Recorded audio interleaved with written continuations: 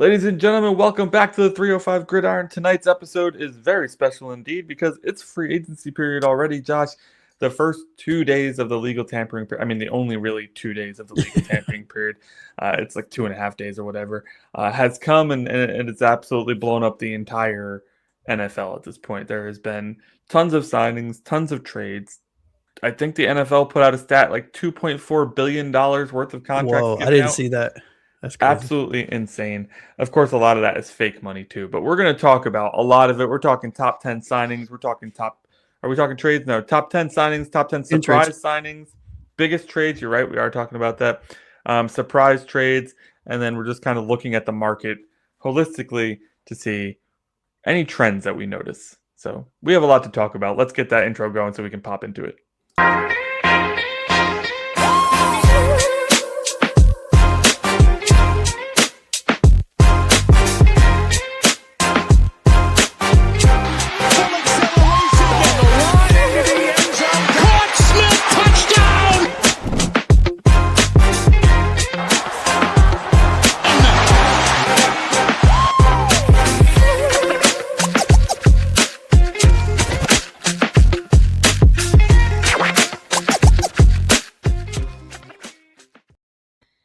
Ladies and gentlemen and Dolph fans around the nation, welcome back to the 305 Gridiron, where we're here to talk about Miami Dolphins football all season long. Today's show, we're talking about our reactions to the legal tampering period. The NFL has done this thing where they're like, hey, instead of starting free agency 2 days early, let's just call it a legal tampering period. Where, so stupid. And it expands every year, Josh. This year, each team had up to 5 players that they could have a Zoom call with. Oh. Now, historically, they were not allowed to talk to players at all. This year, they were allowed to talk to up to 5, and they could have up to an hour Zoom with those players. Whoop-de-woo, right? Yeah. So we're going to talk about like the top 10 biggest signings, the top 10 surprise signings, biggest trades, surprise trades. We're going to talk about just from a top tier level, what does this mean about the NFL? Kind of the direction the NFL is going in terms of who is it paying, who is it not paying? What does it mean for us? Obviously, 1/3 of our cap is now going to a player who's no longer on the team because we did in fact cut Tua, which we of course will probably talk about, or we should talk about. There's a lot happening here, and I think our chat was awesome. Me, you, Taylor, and Frozen Fin fan Dirk over there have a chat, and it's not active all year round, but during times like this, it is extremely active, and their reactions were aplenty. Yep. I think the biggest one. I think at one point I saw that because I had stepped away from my phone for a couple hours, and when I came back, there was like 48 unread messages in the span of like it was wild. Minutes. It was wild. Dirk was like half dead, and he was still commenting. Yeah. Yep. And shout out to you, Dirk. Hopefully you're feeling better. But anyways, let's. I think the biggest reaction we had is probably to Alec Pierce. Of all the signings that happened, we were all like, "What the hell?" Yeah, it was a real close toss up between him and Tyler Linderbaum, like resetting the center market times 50% over. So let's dive right in, man. Welcome, Blake. Welcome to the show, buddy. Hey, how are we feeling about all this? We're going to get right into it, dude. We're going to talk about some guys we missed that Josh and I talked about in our, free agency episodes or primers. But let's go over the top 10 contracts, Josh. Number 1 overall, it's not a free agency contract, I guess, but it kind of is. It's a re-signing contract, but after a trade.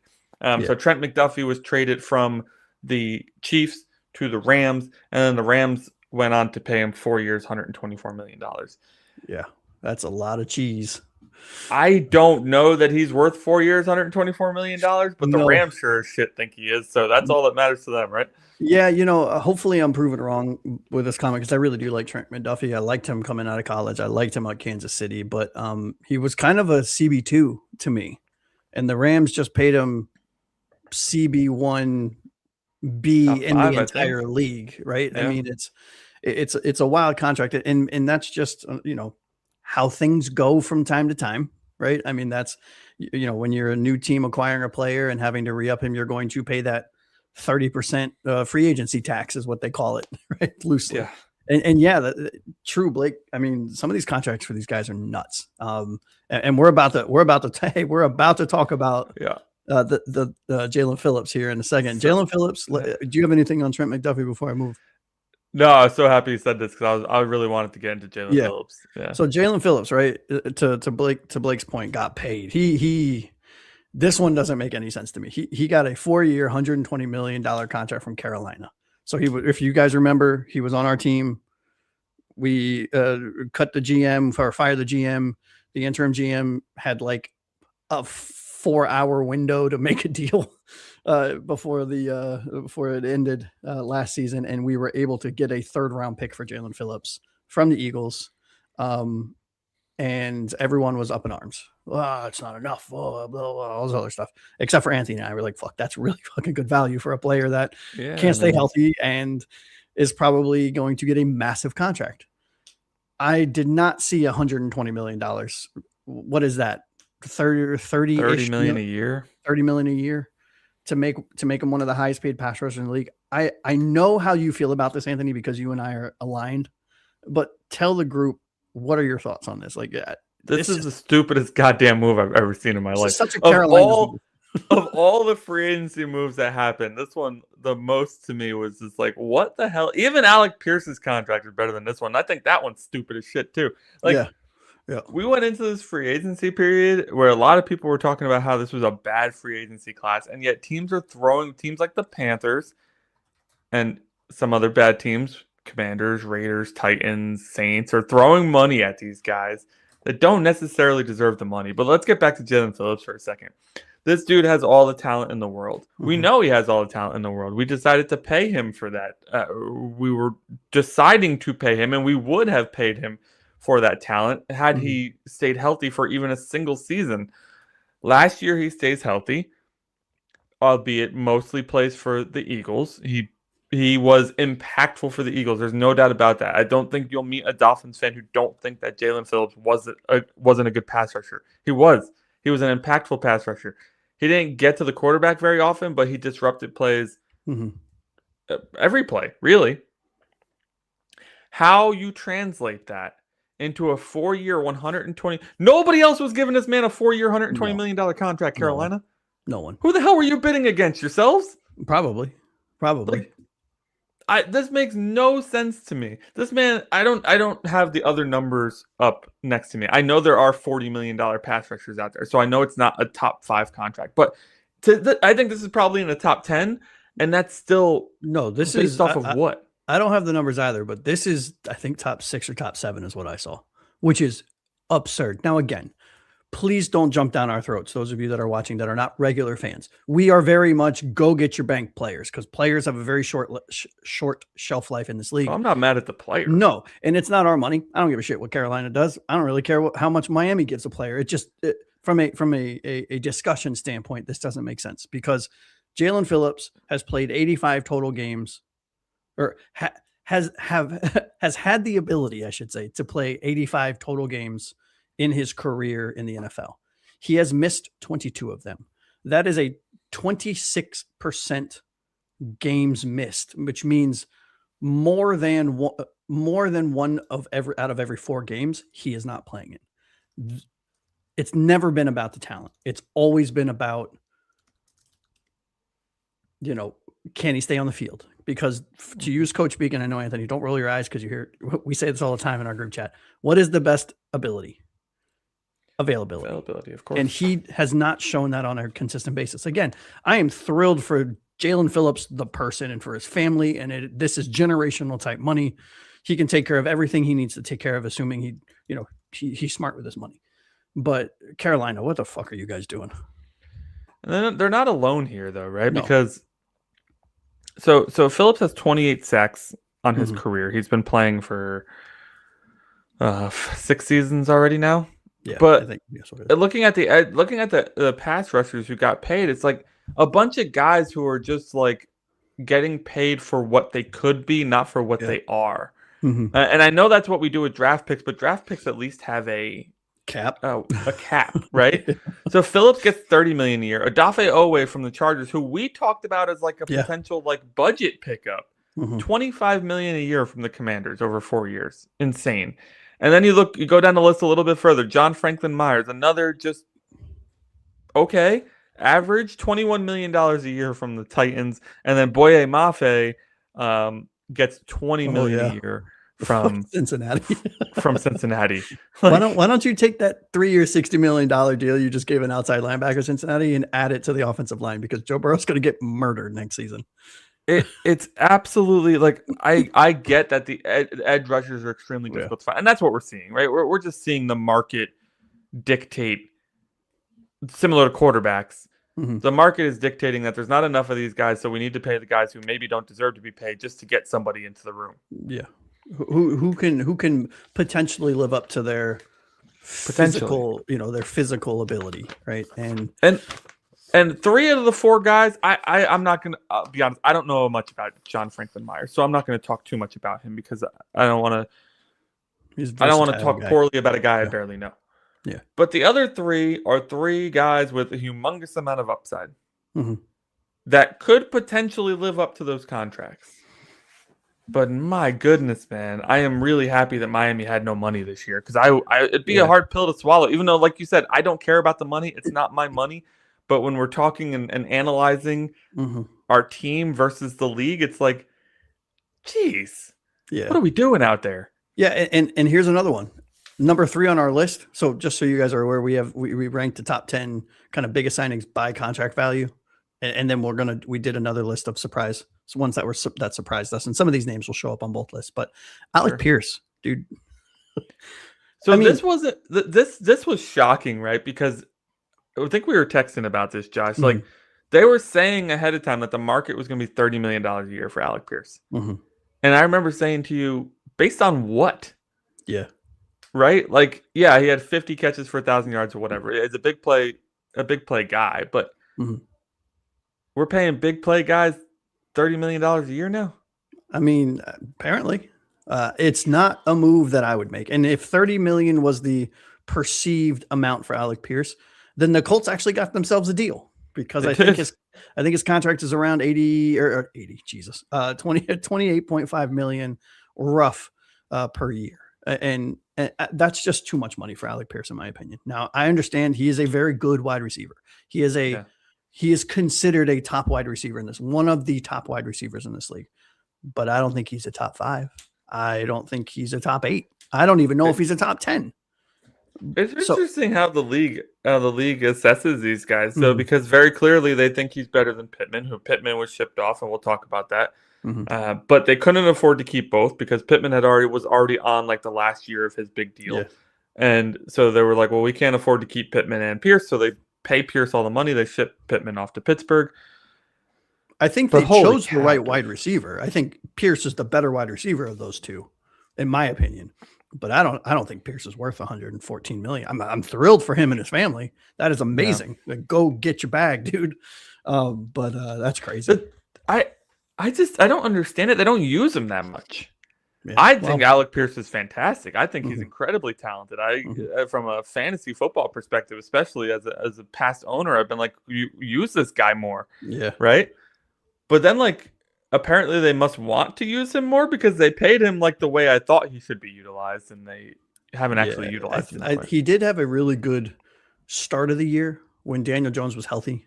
Yeah. So maybe that's what they are kind of using as, he's young, he's big, he's fast, he's good at 50-50 balls, he's a good possession receiver, he runs crisp routes, he had good chemistry with Daniel Jones before he got injured. Maybe when they figure out, I think they offered Daniel Jones $100 million contract, and he turned it down. It was like a 3-year, $100 million. He wanted 150 or whatever. So they're still negotiating for that contract. But assuming they get Daniel Jones back, my assumption is they pegged Alec Pierce out of all of their players as their number one option. Questionable, but understandable. It would be hard to let him walk out of the building. So if that is what it took and they had the cap space to do it, sure, I can understand it from their side, but I just don't. That's That's a big contract. Holy shit. In other wide receiver news, Wan'Dale Robinson got Yeah. $17.5 million a year from the Titans on a 4-year, $70 million deal. I like Wan'Dale. That's a lot of money. I do too. Yep. And Michael Pittman gets a 3-year, $59 million extension from Pittsburgh. Yeah, the irony is I actually really I don't hate the extension that he got from Pittsburgh. I think that's pretty spot on for his talent. I do think we would have been in his market if we had any money. Yeah, of course. I do think that's a type of receiver that they would have liked to bring in. Mm-hmm. Now, one guy I definitely want to talk about on this list, if you're okay moving on from Alec Pierce. Yeah, we need to move on. We're going over already. Yeah, is Tyler Linderbaum. And maybe this can be the last one that we talk about in this group. Well, we got to talk about Malik. Well, Malik's in the other one too. He's in every group. Yeah, he's number one on the other one, so we can wait till that one. Tyler Linderbaum signed a 3-year, $81 million deal with Vegas. $27 million a year for a center.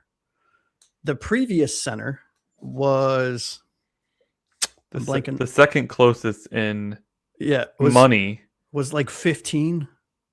Is at 19.5, I think. Is that what it was? About $8 million behind what Linderbaum's making. So essentially, Linderbaum took the highest paid center and then added roughly 40 to 48% to it and said, hey, that's what I want. And that's what he got. And the reason I wanted to talk about this is less about Tyler Linderbaum. I think he deserves every single penny. Tyler Linderbaum is a beast of an offensive lineman, of an interior offensive lineman. Do I think a center should make $27 million a year? No, that is left tackle money. Do I think it's none of my business because he's not on my team? Absolutely. But where this impacts and where I would like to hear your thoughts, Anthony, and chat, please chime in. Please. This is specifically something I would love to hear your guys' thoughts on. This impacts the Miami Dolphins in a big, big way. Aaron Brewer is one of the best centers in the league. I think he's a top 3 center in the league. I have him pegged as the number 2 center in the league. Ironically enough, behind Tyler Linderbaum. We are in the process of talking about us and media and the team, I hope, is in the process of talking about renegotiating, re-upping, re-signing him to a long-term deal. This is why, and I heard this on every media outlet when this came out, this is why you sign your players a year early. You don't wait until the last year because shit like this happens. And now Aaron Brewer has a leg to stand on to say, well, I'm a half a step down from it. I'm on par with Linderbaum from my production. I would like 25 million a year or 26 million a year or 27 and a half. Dude, you're not getting that from us. So I would be curious, like, how do you think that this impacts the Dolphins from a re-signing Aaron Brewer? Do you think that Brewer takes a hometown discount, for lack of a better term, in the 19 to 20 million range? Or do you think, because this is probably Brewer's last big contract, do you think he steps fast and then we don't have Brewer anymore? I mean, I don't know that this affects the Brewer contract that much, if I'm being honest. I think that agents will be able to tell that this is a purposeful overpay by the Raiders because they know they need to protect Mendoza, right? And they know probably not the most attractive situation for free agents. So I think this is Tom Brady being like, it's going to suck, but we have a rookie quarterback that saves us a bunch of money. Let's just throw the bag at one of the best offensive linemen in the NFL and hope that it works out while Mendoza is on his contract, because once Mendoza's off his rookie deal, that's it. We're going to have to pay him a butt ton of money if he works out the way we think he's going to work out. So I think that like agents and teams are pretty smart when it comes to that. I do think that Brewer is probably looking now though and being like, well, 28 million a year for Linderbaum. I'm not expecting that because that's insane, but 20 might be nice, and that, so it could cost us a little bit more money than we were probably initially expecting. Yeah. And I'll be honest with you. I kind of low key love what Las Vegas is doing. Take the money out of it, because the money is absurd, like for all of the players that they've signed and stuff. But look at the team that they have right now. Assuming they draft Mendoza, they have Mendoza. They have Brock Bauer. They have Ashton Genty. They have Who's their wide receiver? I'm blanking on their wide receiver. And now they've added to their offensive line that they started rebuilding last year with Tyler Linderbaum. Dude, I don't know who their receiver is. They had Myers, but they traded him to they did trade him. Okay, maybe they don't have one. Yeah, but I'm just saying, like, they're putting together some really good moves. They're paying out of the ass for him, but I don't hate the choices that they've been making.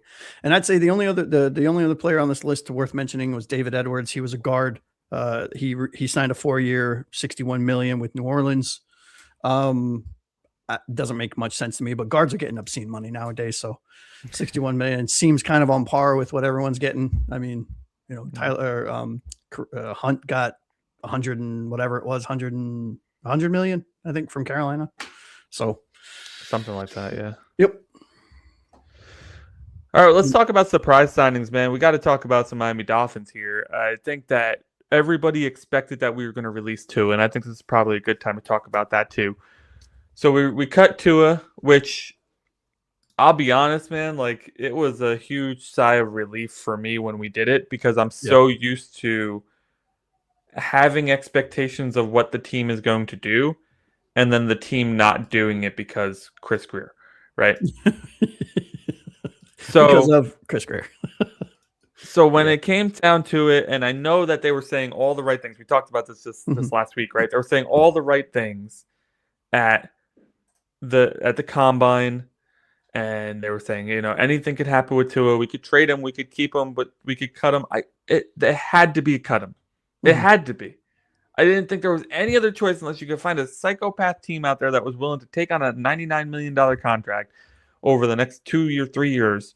And why would anybody do that when they know that you're just going to cut him? And he's going to sign with the vet minimum with Atlanta now. And good for him. It's a great spot. Go on, buddy. Dude. It's a great spot. It's a good spot. It's the only other lefty starter in the NFL other than maybe Cleveland, if you consider Dylan Gabriel a potential starter up there. Surrounded by a ton of weapons. He's going to get a chance to start. I don't think Penix is going to be ready for the start of the season. There's mixed messages on that. Penix says he is. The team is not. The team has not said that. Yeah. But anyways, the point isn't Tua. The point is, yes, that move was expected. What was unexpected is that we would immediately get our answer to who's going to play quarterback for the Dolphins this season. We've talked about, it looks like it's going to be Quinn Ewers because we may not be in on the Malik, free agency because he's expected to get $30 million a year, whatever. We signed Malik Willis. The highest I saw up to was 40, by the way, which is insane. We end up signing Malik Willis for $22.5 million a year, somewhere in between starter and backup. It's really a prove it kind of deal. Yeah. And I don't know how this deal was negotiated, but I already had blind confidence in this regime because you and I are the type of people who have blind confidence in every regime that comes in because we're fans. We're supposed to, right? This gave me even more confidence.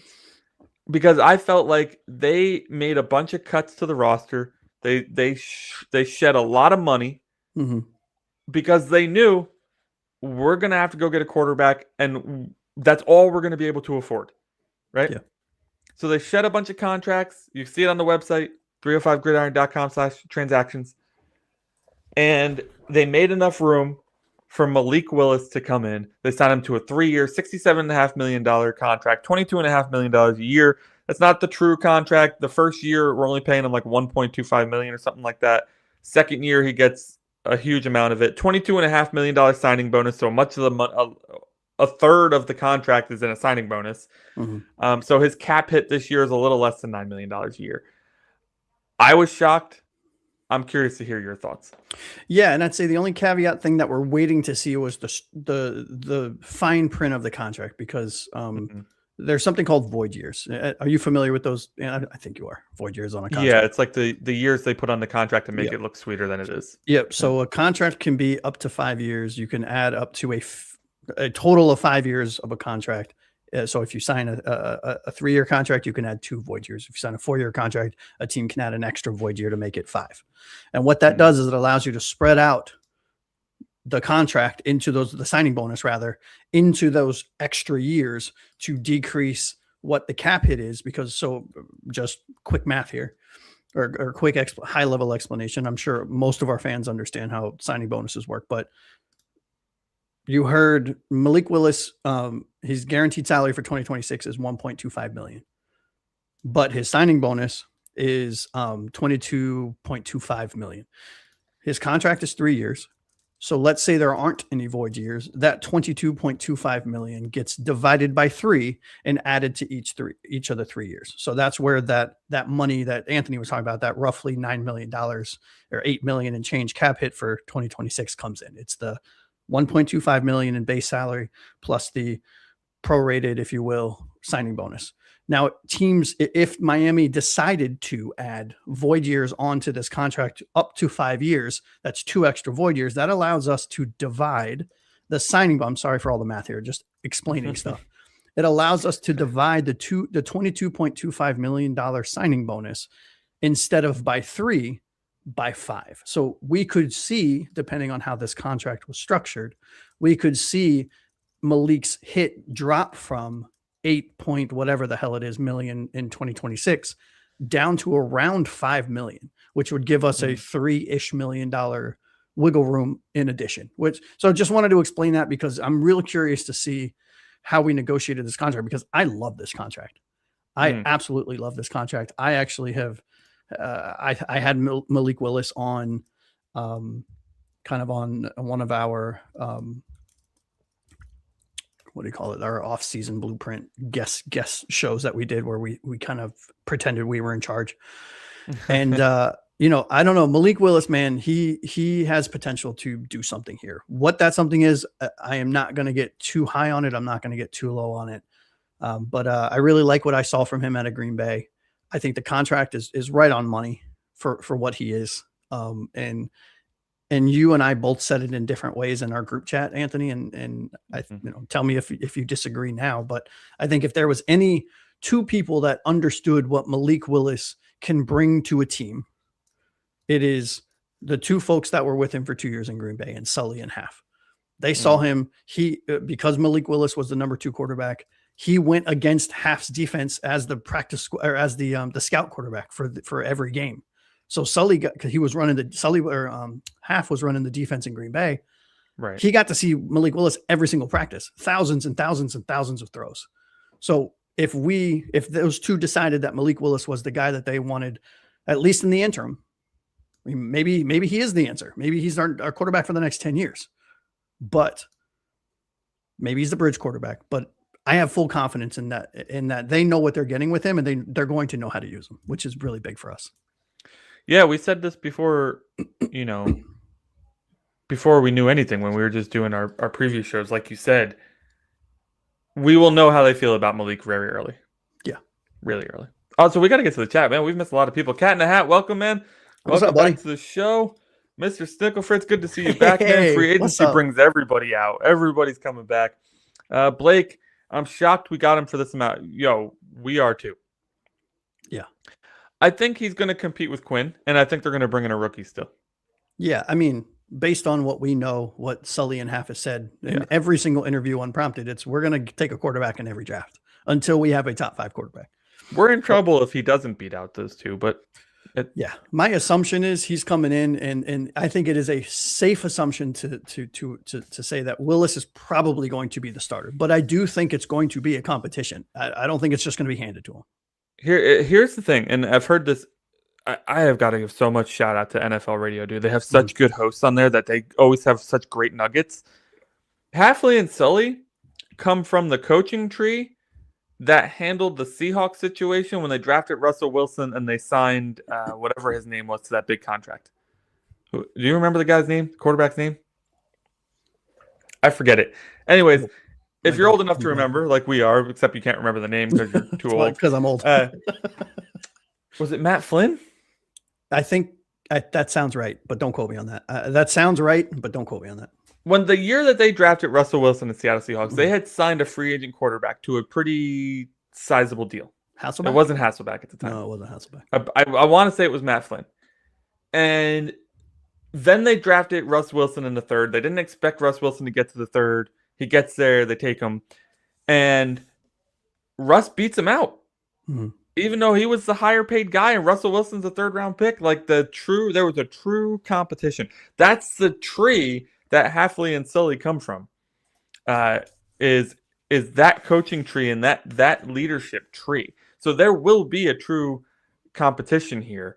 Mm-hmm. And if we draft a Drew Alar or a Garrett Nussmeier, and they end up being way better than we expect them to be, mm-hmm. there's definitely a chance they could play. Yeah, now, absolutely. The expectation right now is Malik will start. Yeah, and the good part about that is let's say we draft Aller or Nussmeier mm-hmm. or Carson Beck, who yuck. But let's say whoever we draft ends up panning out down the road, which is a long shot to say the least as a mid-round to late round quarterback that they take this year. Either if Willis is tearing it up but we see Aller or insert quarterback name in practice doing well, we can flip that person for assets, or we can flip Willis for assets and lean on the young guy. Mm. It opens up so many possibilities, which is why, I mean, you and I have talked about it till we were blue in the face. That's why I love the approach of always taking quarterback, because just because you have your quarterback doesn't mean you should stop, because quarterbacks are so valuable in this league. And if you can find a second one or one that's cost controlled, it allows you to flip one of the two for an insane amount of assets to keep your roster churning with cost controlled players. Yeah. Chat is blowing up. I love this. I missed you, chat. We've missed Love having a chat back, man. Loving it. Let's see.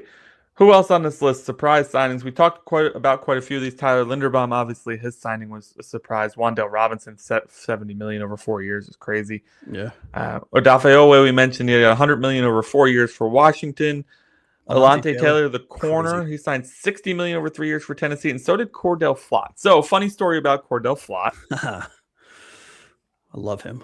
Not only was he a guy that Josh had as a prediction for Miami, my number one signing. Yeah, the Giants were under the impression that they had a deal in place for Flott. Oh, I didn't know that. Really? And then Tennessee offered him a little bit more money, and he ended up going to Tennessee. Savage. I had no idea that's so on brand for New York, though. Crazy. So on brand. Crazy. The one I really want to talk about here, two of them I want to talk about. I want to talk about Jaylen Nailor and Kenneth Walker the third. But let me just say, Devin Lloyd was my top target when we talked about free agency targets. He ends up signing 45 for 3 years for Carolina. That's ridiculous. Carolina, you want to toss him money. Oh no, what's really funny is both of our individual top signings both signed for 3 years of 45. Hey, we can at least scout talent. Elijah Vera-Tucker we'll talk more about on Thursday show. We're going to do another live show on Thursday where we're going to break down the AFC East moves in general and look at our division. Elijah Vera-Tucker went from the Jets to New England on a 3-year, $42 million deal to play guard. Let's float back to Jaylen Nailor. Yeah. I think he's potentially the most underrated wide receiver in this class. Yeah, me too. I think that he was likely a better player than Jordan Addison, but for whatever reason in Minnesota, couldn't get over Jordan Addison on the depth chart. But anytime Addison went out with injury, which was often, Nailor did great. Yeah. So the Raiders get him for $35 million over 3 years. Yeah, it's still the talent is there, but swallowing $12 million a year for a player that was wide receiver 4 and 5 again seems like a Vegas thing to do. It's what they did. They signed Tyler Linderbaum to a 50% increase over the next highest paid center. This is the free agent tax that we talk about all the time. Do I think that he is on a team now where he could succeed? He's definitely going to get the targets because they don't, as we talked about in the first segment, they don't have a lot of targets outside of their running back and Brock Bowers, outside of Genty and Bowers. So is he wide receiver 1? Probably not. I'm sure they draft wide receiver 1, but is he wide receiver 2? Definitely. And to your point, he's talented as hell. So, I wouldn't be surprised to see them take a receiver early in this draft. Or if Mendoza has a receiver coming out from Indiana, take somebody like that to have that connection, like they did with Burrow and Chase, and then Tua and Waddle, have that sort of thing. I just think, this could potentially be an overpay. But if Nailor can continue to grow into a solid wide receiver 2, I mean, I think we're paying Waddle more than $12 million a year to be a wide receiver 2. So I think that's a pretty good deal for them. Absolutely. Other guy, which has monumental fantasy football impact, a monumental impact on the AFC conference. Super Bowl MVP, by the way, Kenneth Walker III, Ken Bone Walker, as they call him on the fantasy footballers. Yep. $43 million over 3 years, roughly $15 million a year, a little less than $15 million a year. Unheard of running back market. Unheard of in the running back market. I don't know. Like, Travis Etienne is another big name that was signed. Not even close to that amount. No. And shout out to Taylor for texting this in the group chat. Can the rest of the league just get on the same fucking page and stop helping Kansas City be good? Like, enough's enough already, right? I mean, they get a king's ransom for a cornerback 2, a very talented quarterback 2. I'm not shitting on, McDuffie by any stretch, but they got a king's ransom for him. Then they turn around and get the Super Bowl MVP, who is a hell of a running back, to fill their number 2, arguably, position of need. I don't know, man. I was very mad when I saw this. I'm happy for Kenneth Walker for getting his bank. He's going to a team where he is going to be very successful because there's so much that the defense has to worry about. He's going to have one-on-one rush lanes galore. And it just sucks that he couldn't have gone or stayed in the NFC. You know what I mean? I'm a little surprised that the Seahawks didn't re-sign him, but I guess they probably didn't have the money, given they just won the Super Bowl and they had that roster. But here you go. Kansas, yeah. Like, my girl's a Seahawks fan. She's tripping about half the team getting snagged. Bro, I've literally seen Seahawks fans doing this in the comments on videos. Yep. You just won the Super Bowl.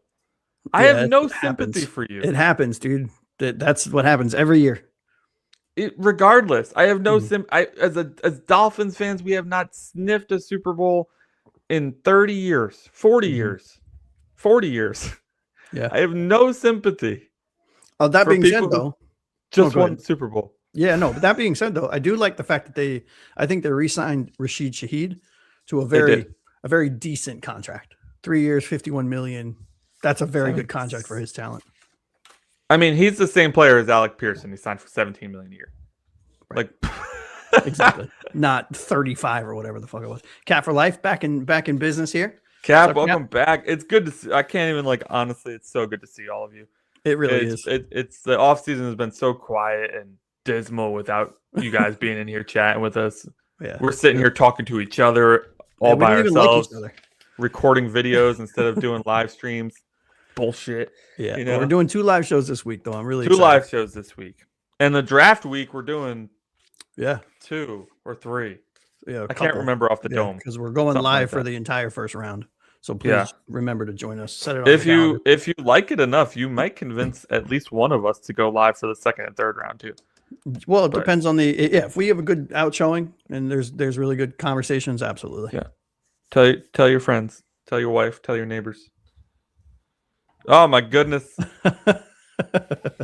There's another member of the Aqua Ace family in the house. Yes, there he is. We got that's my brother right there. We got him and Mr. Snickle Fritz, two of my very best family members.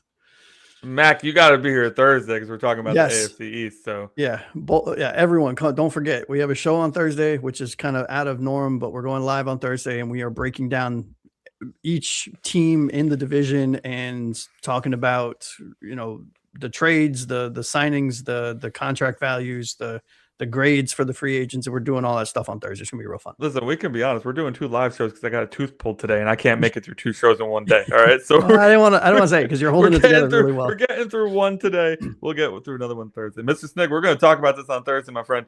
Yeah, I like the move. Primer.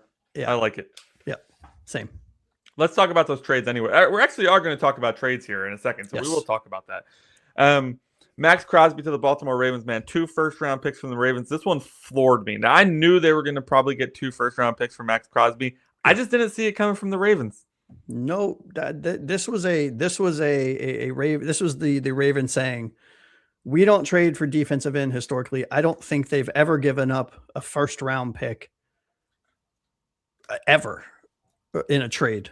If I heard that somewhere, don't quote me on that because I didn't fact check it, but they gave up 2 first round picks and they got a hell of a fucking player.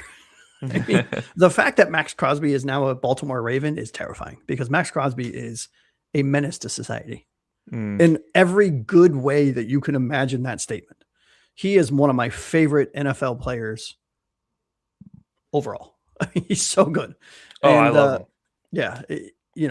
This makes Baltimore insanely scary. And you know what may be worse is what Joe Burrow's dealing with right now.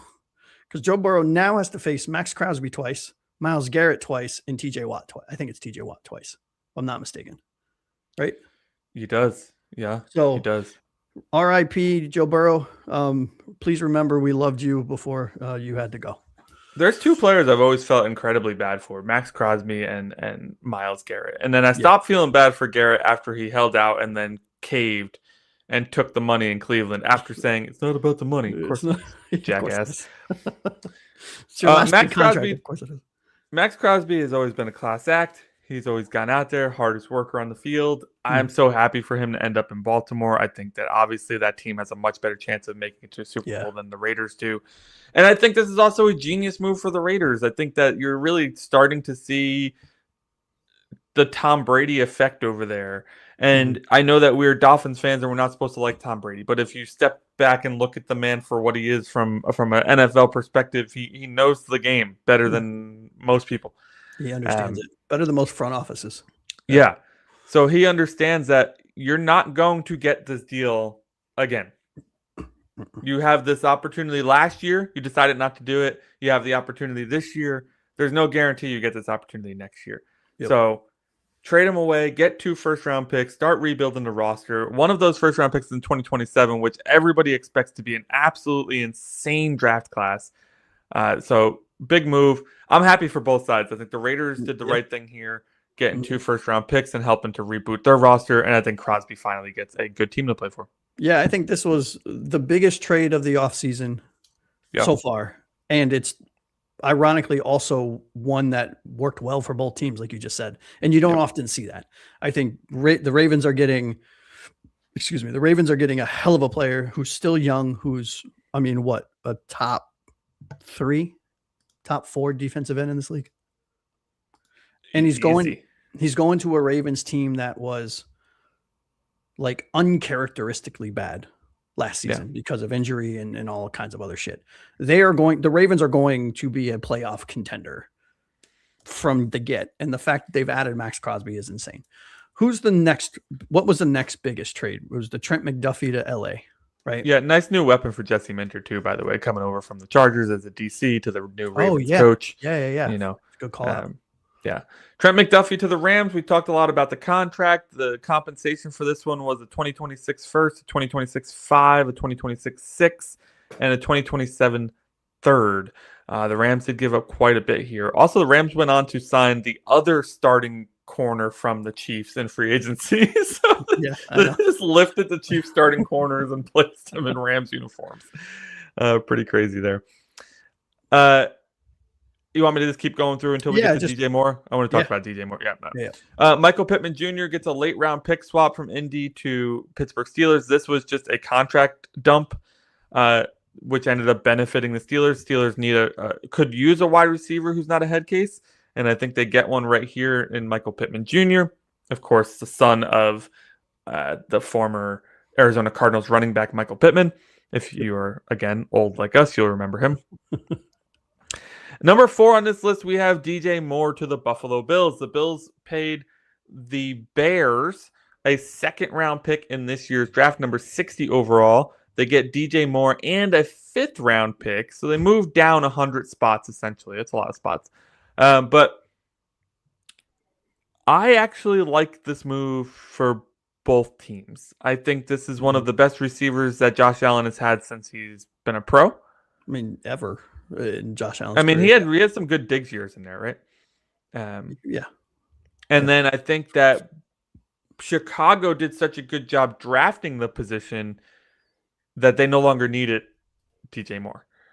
And so I think this is another, at least now as we're looking at it here without hindsight, this is another win-win trade to me. Yeah, I mean, you're talking about DJ Moore had a down year last year. He played all 17 games. One thing he is durable, which is awesome. 50 receptions, just under 700 yards last year, averaged roughly 14 yards per catch, and 6 receiving touchdowns, with 80 rushing yards, I think, on the year on sweeps, on a team that was spreading the ball around in Chicago all over the place. I think the good thing about DJ Moore is he solidifies what at least I perceived, and Mr. and Snickle Fritz, you can chime in here. I know you're a Bills fan, but it solidifies a position that was perceived as the one of the top 2 needs for Buffalo, in my opinion. At least they needed a good wide receiver. Josh Allen needs, for the love of God, he needs a good wide receiver, because give this man, who I think is probably arguably the best quarterback in the league, in my opinion, Josh Allen, which tastes like vinegar to say out loud. He's certainly up there. Yeah. Give him a DJ Moore who's big, who's sturdy, who's fast. He can run Chris route. Is he going to be an elite number 1 receiver? This is funny. I don't actually agree. I think he is a 1. Yeah. I mean, I think he can be a 1. I think he can be. Yeah. I think he would be a middle of the pack 1, or a very high level 2. And so if DJ Moore can produce at a top 8, top 10 wide receiver range for Josh Allen, top 20 wide receiver range for Josh Allen, and the Bills can go into the draft and pick. I mean, the draft is loaded in the middle rounds with a ton of good wide receivers of all shapes and sizes. Get one in the draft, put these 2 together with how Josh Allen plays, with Cook, the running back, getting re-upped last year, I believe it was, and having the rushing. He was the rushing leader, I believe, if I'm not mistaken. Bills are going to be another really good fucking team this year, and it pisses me off. Yeah, it's interesting to see their own team versus how other people see it. I mean, if you would have asked me, I would have pinpointed wide receiver as a top 3 need as well. If not the top need. We're going to talk way more about this on Thursday, though. So yes, we are. I on the surface, I like this move. I've always liked DJ Moore. I thought he was good in Carolina. I thought he was great in Chicago, and I think he'll be good in Buffalo with Josh Allen thrown to him. Yep. Other trades here: Titus Howard, the right tackle, goes to the Cleveland Browns for a 5th round pick. There's no from. I don't know who he was playing for. I forgot that. Yeah, sorry, I don't remember. Doesn't matter. David Montgomery went from the Detroit Lions to the Houston Texans for Juice Scruggs, which is an offensive guard, a 4th round pick, and a 7th round pick. By the way, Detroit went on to sign Isaiah Pacheco to fill that role. Yeah, that was a good signing for them. Pretty awesome. Yep. This one surprised me, but also didn't. I kind of forgot that Minkah had such a huge cap hit for us this year. Yeah. We end up offloading the contract to the Jets for a 7th round pick. Happy we could find somebody to do it. He gets an extension through the Jets too, so good for him. Yeah, I like this for the Jets. I'm shaking on it for Miami. I understand why we did it. It allowed us to go sign Malik Willis. It opened up the amount of the amount of money we needed to the amount of wiggle room, I should say, we needed to go kind of complete that deal while also staying under the cap. I just wish I was hoping for a low 5, early 6. I know that's real nitpicky, but good for Minkah for getting his for getting his money, for getting an extension. I think he's still a hell of a player. Is he the Pro Bowler that he was, early in his time after he left us to go to Pittsburgh? No, but is he a very solid? Was he our best safety last year? Absolutely, not even close. Yeah. I was surprised by it when it happened, but I just don't even care at this point. I mean, we had to get rid of the contract. It was $16 million.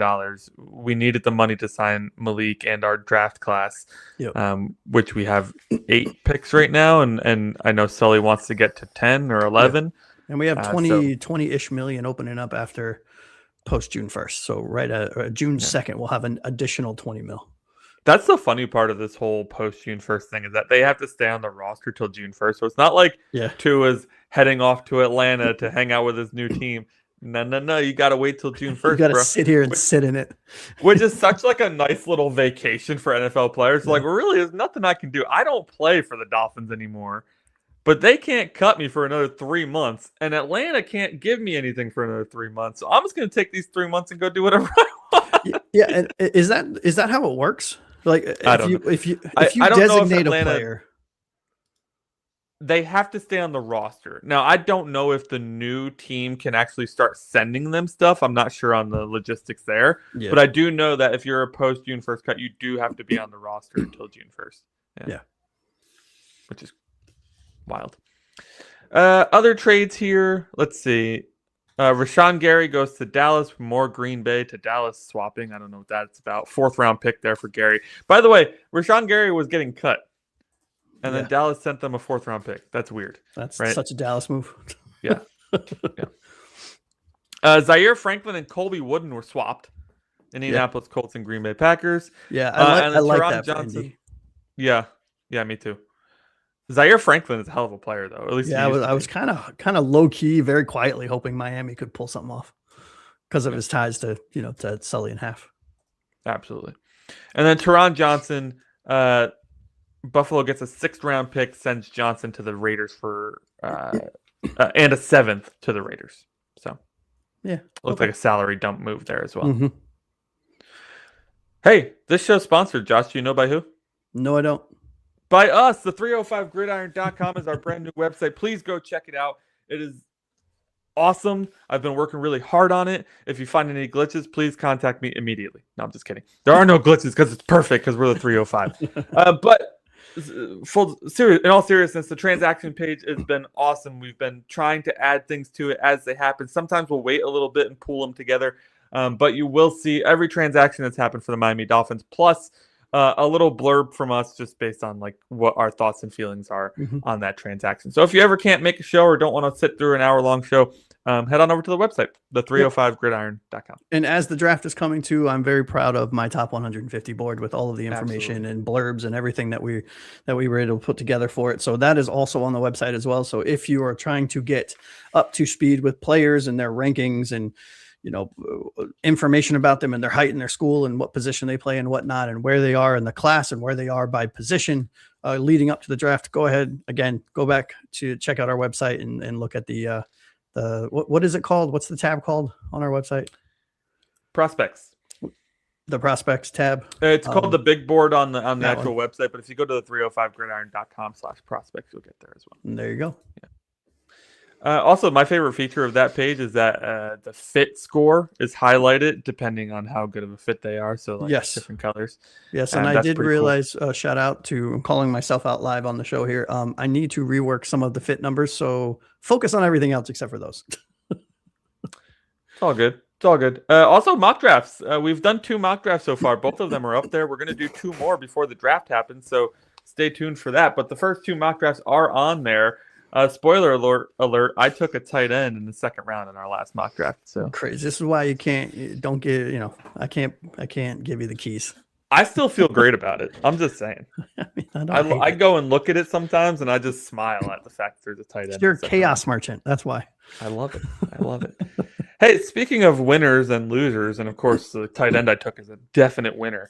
What do you think about taking a look at who the winners and losers of free agency so far as we can tell? All of this stuff is going to be better with hindsight next offseason. But let's take a stab at doing it right now. Who do you think is one of the biggest winners of free agency so far? What move, I should say, was a winning move? Yeah, I mean, and it's one that we just talked about, and Snickle Fritz, buckle up, but it's the Buffalo Bills for me, acquiring DJ Moore in a 5th. For a 2nd rounder. I mean, this was the top guy in Carolina for many years. This was the 1B option for a few years when he got traded to Chicago. And he can come in and be a genuine difference maker on the team. Is he wide receiver 1? Is he wide receiver 2? I don't know. Maybe he's the slot wide receiver. I don't really care. All I know is he's a baller. And he's good in every phase of the game. He can block. He can run routes. He's got enough speed, just enough speed to be a deep threat. He's good at contested 50-50 balls. He's got sure hands. he is going to be a pain in the ass for us Dolphins fans and other teams because he has a better quarterback now, specifically the best quarterback he's ever played with as well. And I love the identifying a need from a Buffalo standpoint and going out and getting a really good player for really not much. Yeah. I have one too, but I'm going to answer this question first. If we are cap compliant by tomorrow, are we able to overspend? I believe the answer is yes. I believe if you're cap compliant by the start of the league year, then you can spend as much as you want. You just have to be cap compliant again by the start of the season. Yes. That is my understanding as well. Now, I don't think that we do that. Probably not. Yes. But yes. Yeah. But like that kind of has to be the case because otherwise we wouldn't be able to sign Malik because we would have Tua's contract and all that, you know. Mm-hmm. So yeah, pretty cool. Yeah, it is interesting. The NFL has lots of loopholes on the cap. There's tons. But, that's why people say cap's not real. I mean, it is real. However, yeah. But who do I you think it's like one? You only have to be compliant like by the game too. Like because even in the season you can sign guys be over the cap as long as you're compliant by the time you play. Yeah, and the other thing is also keep in mind. I mean, for Achane and Brewer and those big re-signings, those are going to count. But for a lot of the contracts that we are about to see Miami go into, which is the vet minimum to the 3-4 million range for 1 year, 2 year deals, we have 90 something players on the roster. The top 53 contracts are what is calculated towards what the cap number is. So we might have a shitload of $1.2 million deals that don't really count until they're on the full roster, until the rosters are cut down and everything. So it's tons of loopholes, man. Tons of loopholes. Getting back to the question at hand, who's a bigger winner for you? Yeah, I really like the Pittman move to the Steelers, but I have to go with Malik Willis to the Miami Dolphins. I think that the fact that we got the quarterback position somewhat answered so quickly, and if you've been here for a while, you may be going to yourself, well, you hate Malik Willis, and you're correct. You are correct that I've been very judgmental of this move, but that's because I thought we were going to have to pay him $30 million a year, and absolutely was not on board with that. And now $22.5 million a year is still a butt ton of money, but that is about what backup quarterbacks make now. That's just the nature of the beast in the NFL, and nature of the position in the NFL. So the fact that we got a guy who he's at a Liberty college, not a big college. The Titans did not have the time nor the resources to develop him. He goes to Green Bay for 2 years. Green Bay develops him for 2 years. In the limited time we've seen him, I think he only had 3 games or something like that. He just looked poised. Go watch some of the YouTube videos. Josh sends them to me all the time, so I have to watch them. But go watch some of the YouTube videos from like Chase Daniels and Kurt Warner and former quarterbacks who do film breakdown on YouTube now. The guy plays really well, or did play really well in the few opportunities he had for the Packers. And I think if we can continue to grow him, he's young enough that we could still have something there. Now, Bobby Slowick is not Matt LaFleur. True. So we have to see, if he can continue to grow him in the same way with the same success. Yeah, and I do think, Slowick did wonders in Stroud's rookie year, and Stroud struggled as soon as he left. So there are signs that Slowick knows how to run an offense. The other good thing about Willis that I think is we haven't mentioned yet. Oh my God. There's breaking news, by the way. What is it? The Ravens have backed out of the Max Crosby trade. The trade is off. This coming from Adam Schefter. What? How do you back out of a trade? Oh, shit. That's insane. I don't have that on my list. It didn't. I didn't even know you were allowed to back out of a trade. Is that like confirmed? That's not fake. That's real. That came from the ESPN app. So. Jesus. Okay. Well, we'll get into that later. But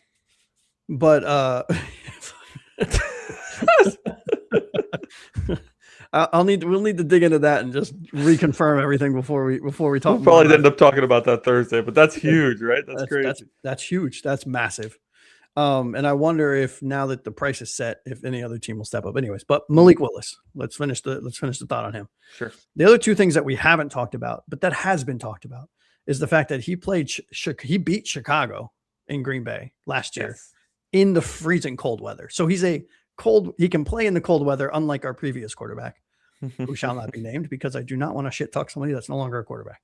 I wish you all the best, Tua, in Atlanta. But the other thing is he's got legs and he's smart with how he scrambles. And the combination of his scramble ability and his smarts in the pocket, he feels pressure really well, at least from everything that I've saw in film. Coupled with Achan's ability out of the backfield is going to terrorize teams, assuming it is put together properly. So I'm really excited. My expectations are tempered. I am not thinking that, hey, we have our guy, but I'm very excited to see how this team develops him. I think it's going to be, we need to understand next season is going to be rough no matter who we have. We are in a rebuild. We have torn this thing down to the studs. We've gotten rid of all of our kind of really bad contracts and some of the older players, and we're rebuilding this thing from the ground up. If we can put a team around Malik Willis, he can be a good quarterback. I'm just excited to see the evolution of this team and how he fits in. That's the thing. A quarterback can hide a lot of holes. Yeah, right. Exactly. Now we are over the hour mark, so let's do biggest losers super quick. Yep. I have Miami. Ironically enough, we were a winner. I also have us as a loser in the Minkah Fitzpatrick trade. I just think there could have been better value. I understand why we did it. I understand the reasoning. I think we got fleeced a little bit, if I'm being honest. Yeah, I got to go with the Titans as mass spending money like it's their job over here. $238 million in contracts to guys like Wan'Dale Robinson, Alante Taylor, Cordell Flott, and John Franklin Myers. If one of those guys works out, that's great, but history says that's probably not. Yeah, the only deal that they did that I actually think is very good value is Cordell Flott at $45 million. The other ones are insane. The worst part is a lot of these guys are not pieces around Cam Ward. Yeah, true. Yep. Wan'Dale's the only one there. Yeah, and I'm assuming they focus on that in the draft, but man, they could have spent $238 million a lot differently, in my opinion. Yeah, other quick ones that we had on biggest losers: the Bears for just giving away DJ Moore, and the Colts for giving away Michael Pittman. Weird when you could get value for receivers, but hey, do what you got to do, I guess. All right, we're going to dig into whatever's going on here with the Ravens and the Crosby trade. We'll talk about that on Thursday. Let us know who your biggest winners and losers are of free agency so far. Let us know what you think of the moves that your team or the Miami Dolphins have made. Specifically, the Dolphins would be nice so far. We expect to see the Dolphins be a little more active in wave 2 and wave 3 of free agency. We also expect that we will trade down at some point in the draft to pick up a little more draft capital. So don't worry, the team will fill out. Will it be the best team we've ever seen? No. But I do think it'll be a little more competitive than people think. I'm just super pumped that we got a quarterback. Me too. Because I really was like, here we go, Quinn, yours. Yeah. I mean, look, Quinn did some decent things last year, but man, that was the turd in the punch bowl, if I'm being honest. Yeah. Don't forget the 305gridiron.com is now live, working on it every single day, trying to get new features out there. Right now, it's very, very off-season focused. So everything on the site is focused on this off-season, the transactions that we've made, the draft, the mock drafts, all of that stuff. As we get closer to the season, we'll start to transition it to more of an in-season site where it'll be helpful there. Also, we're at 152 subscribers right now. Our goal is 250 by August 11th, which is the 1-year mark for the show. Can't believe it's coming that quickly, but looking forward to it. All right, guys, that'll do it for tonight's show. We were talking about our reactions to the legal tampering period. Lots of news to talk about. Thursday, we will be back live again to take a look at the AFC East and how the teams stack up against each other post-free agency. Can't wait to talk to you then. For Josh, a.k.a. Aqua Ace, over here to my left, I'm Anthony Pinzone. This has been another episode of the 305 Gridiron. Thank you so much for watching. Until next time, fins up, everybody.